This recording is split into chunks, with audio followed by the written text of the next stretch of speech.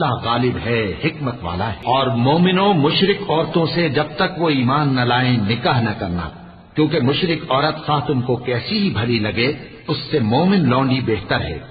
اور اسی طرح مشرک مرد جب تک ایمان نہ لائیں مومن عورتوں کو ان کی زوجیت میں نہ دینا، کیونکہ مشرک مرد سے خواہ وہ تم کو کیسا ہی بھلا لگے مومن غلام بہتر ہے۔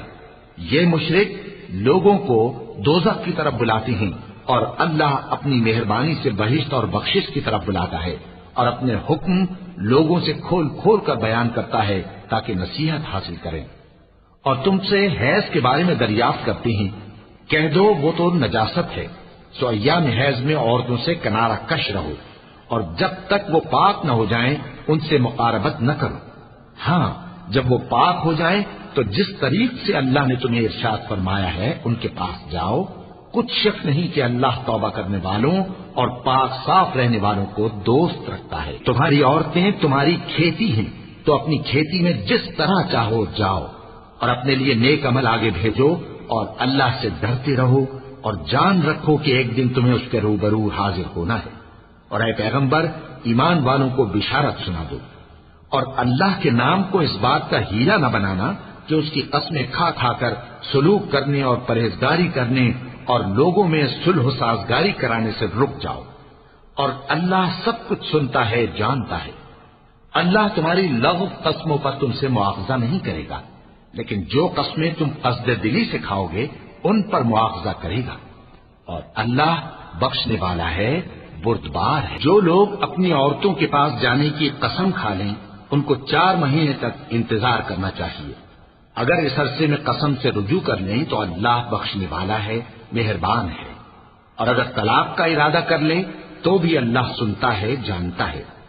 اور طلاق والی عورتیں 3 حیض تک اپنے تئیں روکے رہیں، اور اگر وہ اللہ اور روز قیامت پر ایمان رکھتی ہیں تو ان کو جائز نہیں کہ اللہ نے جو کچھ ان کے شکم میں پیدا کیا ہے اس کو چھپائیں۔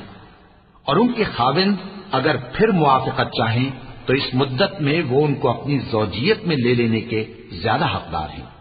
اور عورتوں کا حق مردوں پر ویسا ہی ہے جیسے دستور کے مطابق مردوں کا حق عورتوں پر ہے، البتہ مردوں کو عورتوں پر 1 درجہ فضیلت ہے، اور اللہ غالب ہے، صاحب حکمت ہے۔ طلاق صرف 2 بار ہے، یعنی جب 2 دفعہ طلاق دے دی جائے تو پھر عورتوں کو یا تو بطریق شائستہ نکاح میں رہنے دینا ہے یا بھلائی کے ساتھ چھوڑ دینا۔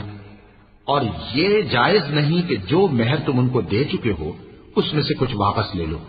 ہاں اگر زن و شوہر کو خوف ہو کہ وہ اللہ کی حدوں کو قائم نہیں رکھ سکیں گے تو اگر عورت خاوند کے ہاتھ سے رہائی پانے کے بدلے میں کچھ دے ڈالے تو دونوں پر کچھ گناہ نہیں۔ یہ اللہ کی مقرر کی ہوئی حدیں ہیں، ان سے باہر نہ نکلنا، اور جو لوگ اللہ کی حدوں سے باہر نکل جائیں گے وہ گناہگار ہوں گے۔ پھر اگر شوہر 2 طلاقوں کے بعد تیسری طلاق عورت کو دے دے تو اس کے بعد جب تک عورت کسی دوسرے شخص سے نکاح نہ کر لے اس پہلے شوہر پر حلال نہ ہوگی۔